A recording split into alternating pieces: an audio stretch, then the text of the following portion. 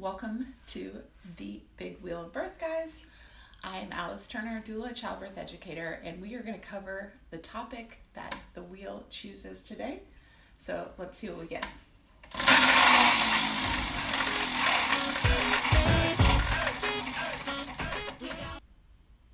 Ooh, this is an exciting one. Breathing. So if you didn't hear the story on how this got on the wheel, I'll share after we talk about breathing. So, breathing in as it applies to childbirth is, I always like to talk about breathing as the foundation of our coping strategies in labor. So, if you think of coping strategies for labor, kind of like maybe like a cake. Breathing is always our bottom layer of the cake. It is our most foundational. You can use it at all times, at any time. You can, no matter what's going on, it can help you cope during the process of labor, birth, and postpartum. So, of course, we're always breathing, right? But what this kind of breathing is really intentional breathing.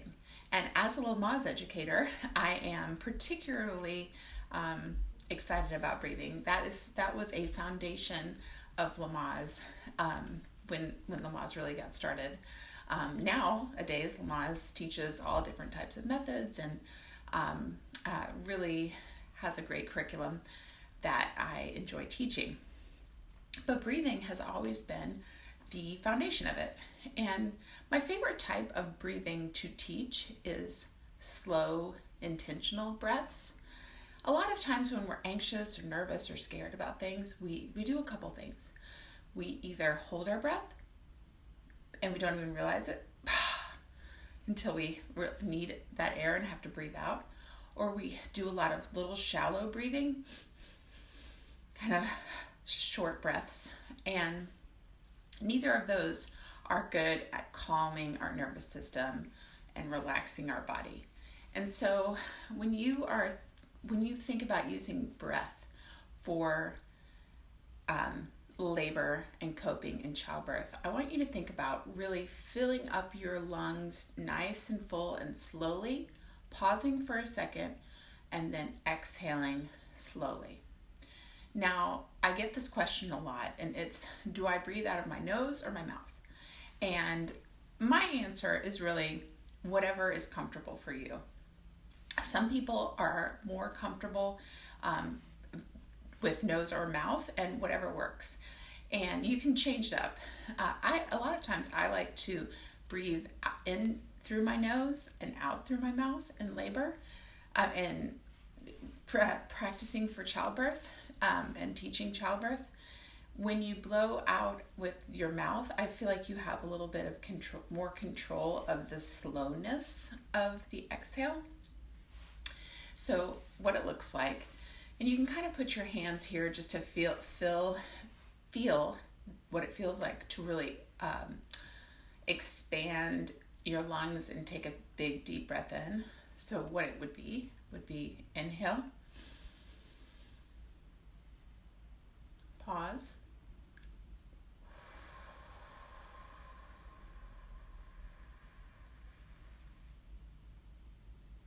Slow exhale. In, pause, out. Now, this is super simple, but it's something that we really forget when we're scared, nervous, stressed, experiencing labor. So, partners, this is where I need you to help out here. And if you are watching this video and you are the pregnant person, grab your partner, pause the video, go get them and let them hear this part. Partners can help so much with this pattern breath by breathing loudly next to the person in labor.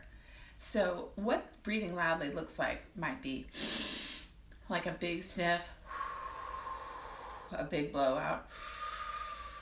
Maybe even make that loud noise at the inhale. And hearing that slowness of your breath next to the person in labor. The person in labor, when they hear that breath slow, that pace, they can start matching the rate and the speed of that breath. You can even say little short phrases, because when someone is experiencing a contraction, you don't want to jibber jabber. You don't want to talk a lot. So you might say, nice slow inhale, slow exhale.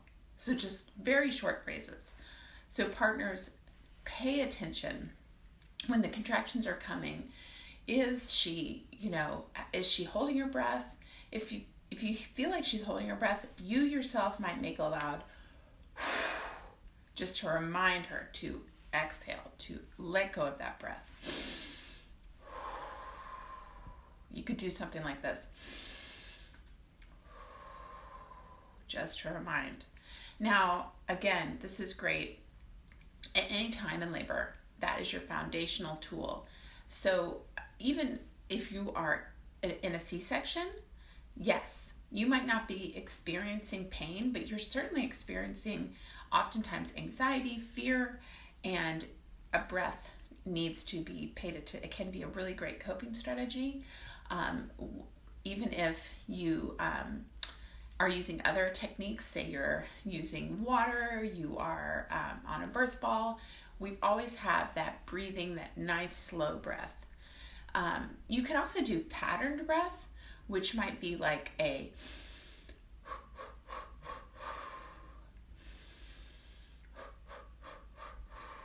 something like that. You can make it up.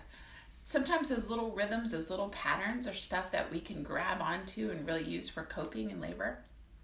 But what I think is really important to make breathing be such a strong coping mechanism and such a strong, powerful tool when we're in labor is to practice.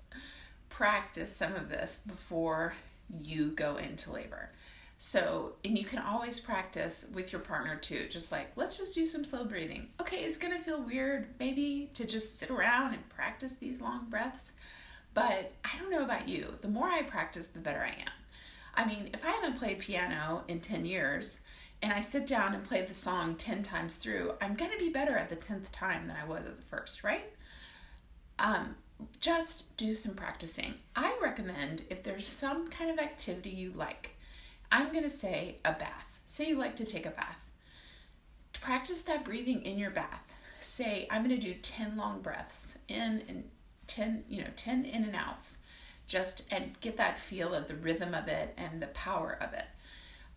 Maybe it's even at a stoplight. Take those 2 nice long breaths at the stoplight, in and out. And as you're doing that, you can even start thinking about relaxing your whole body, just being nice and limp and loose. That goes really nicely together with breathing. So practice your breathing. It can be so key and foundational. And partners, support team, make sure that you are helping use that strength of breathing as a coping technique in labor. If you have any questions, thoughts, ideas about breathing, please leave them below. And if you like this video or found it helpful, give it a like, because it'll help other people find it as well. And subscribe and hit the bell in YouTube if you would like notification of when this video and others are loaded to YouTube. So thanks for hanging out with me today. Keep your breath in and out and have a great day. Hey everybody, back again for the spin of the big wheel of birth, and I have to start before I spin to share a story that is so funny to me, especially if you are someone who is a birth worker or doula, and a birth worker, a doula, childbirth educator, and you have kids that hear about it all the time. So I have an almost 10-year-old son. I'm going to change the video just a little bit while we're talking. And he's my youngest of 4. Anyway, he hears about birth a lot. And yesterday he was in my office here, and he knows about the wheel. And he said, "Oh, you have a blank space on your wheel." And I said, "Yeah, I took off the one that I did yesterday." And he said, well, what happens when you have all blank spaces? And I said, well, every time I take one off, I add a new one. Okay. So I'm at the computer working, and he said, well, can I write a new one for your wheel? Where did I put it? Oh, here it is. And I said, sure. Yeah, whatever. And so he wrote, he didn't spell it right, but he wrote breathing, he wrote it Breething. And I said, well, that's a really good one, but I'm sure I have that one. Especially being a Lamaze childbirth educator, we talk about breathing a lot. Not only breathing, but breathing. And I said, well, I'm sure that's on the wheel. Check it. And so he goes over and checks it. He said, no, it's not on there. So I was like, that's a really good idea. So as you can see, or maybe not see, but I replaced the one yesterday with Nathan's idea, breathing.